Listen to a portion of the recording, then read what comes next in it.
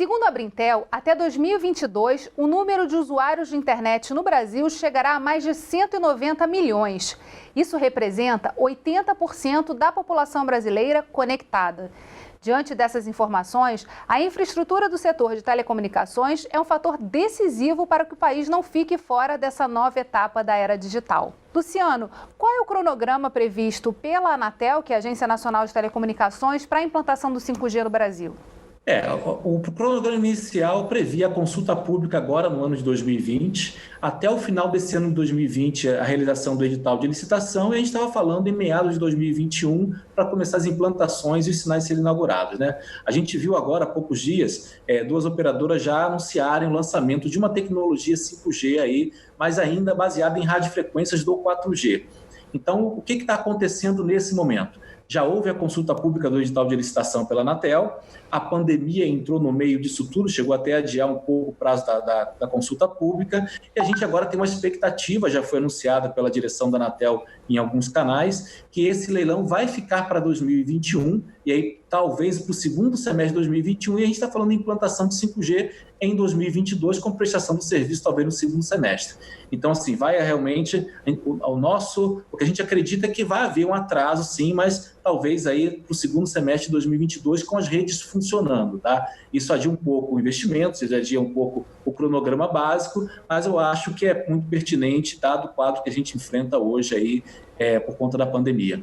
A gente falou um pouquinho no primeiro bloco do que essa tecnologia possibilita em termos de cidades, né? Cidades mais inteligentes. E a gente sabe que no Brasil o nível entre os municípios é muito desigual, né? De acesso a essa tecnologia. A gente ainda tem em muitos lugares assim vazios ou lugares de escuridão, né? Que se fala, né? De apagão tecnológico. O telefone não funciona, você não consegue estar conectado. A 5G ajuda a dar uma elevada nisso, ela pode ser um fator importante para melhorar essa questão e a gente conseguir que os municípios, de fato, estejam mais conectados? Tem a ver essa adesão e a implantação do 5G com esse novo passo que precisa ser dado em todo o território nacional? Se a gente olhar agora esse cenário de pandemia que a gente viveu, eu acho que uma grande coisa que a gente aprendeu sobre telecomunicações é o quanto a gente ficou dependente disso ainda mais do que éramos, né? E a gente viu também a telecomunicação ser usada realmente como um fator para diminuir um pouco a desigualdade social. Vamos lembrar que a educação, agora que começou a chegar nos lares das crianças em casa por meio da telecomunicação e não só presencial, quanto mais remota é a sua vida, mais você depende dessa telecomunicação. E no caso do ensino à distância, por exemplo, nós vimos muito claramente que quando você tem um acesso à telecomunicação de forma desigual, você pode ter uma educação desigual, você pode aumentar a desigualdade ou diminuir se isso for empregado da maneira correta.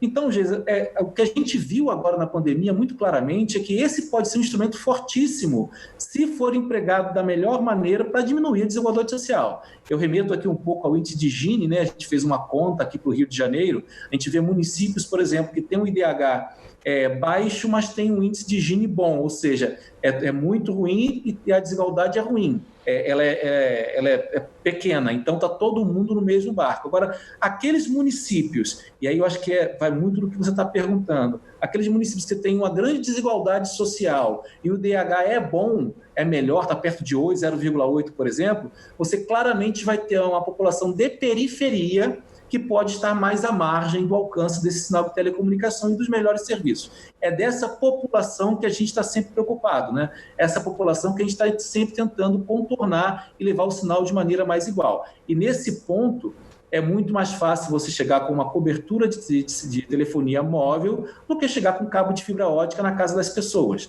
Então, acho que o instrumento mais correto a se usar é exatamente o 5G via sinal de radiação, via emprego de infraestrutura primeiro, porque nós somos a base da conectividade, não tem sinal de internet móvel se você não tiver uma torre e um poste com uma antena pendurada. Então, eu acho que o 5G pode ser, sim, um grande instrumento para a redução da desigualdade social.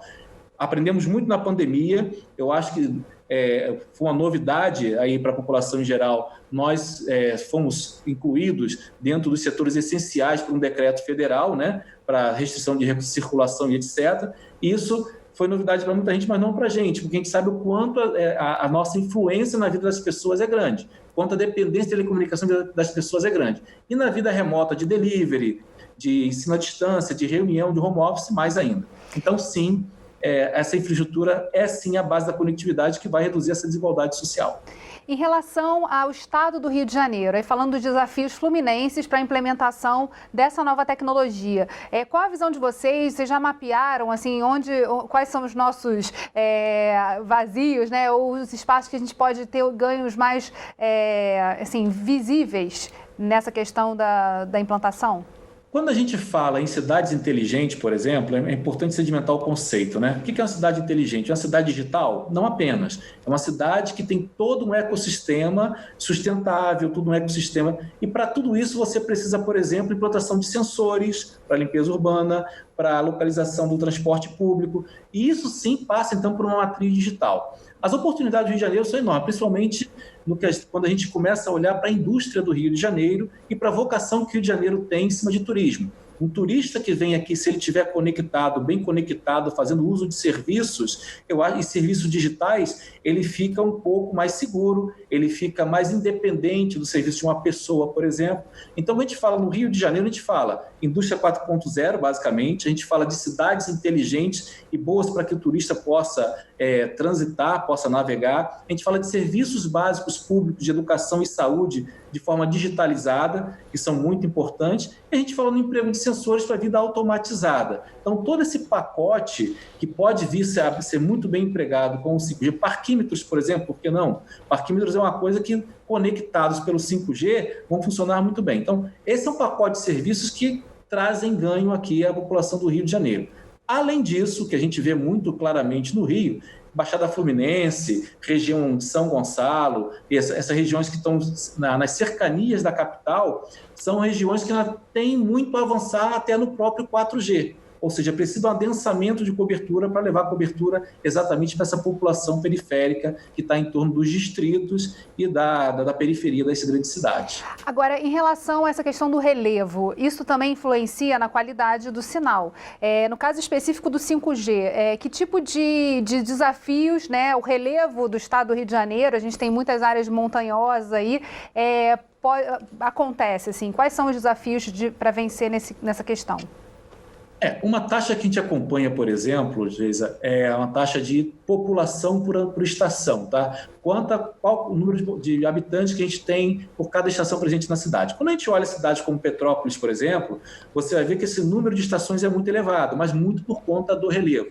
E outras cidades planas têm números mais baixos. Mas é uma grande referência para a gente entender também a conectividade da cidade. Sim, o relevo prejudica, mas hoje você já tem condições, como eu te falei, com as estruturas de rooftop ou de street level, para você conseguir contornar essas questões de relevo.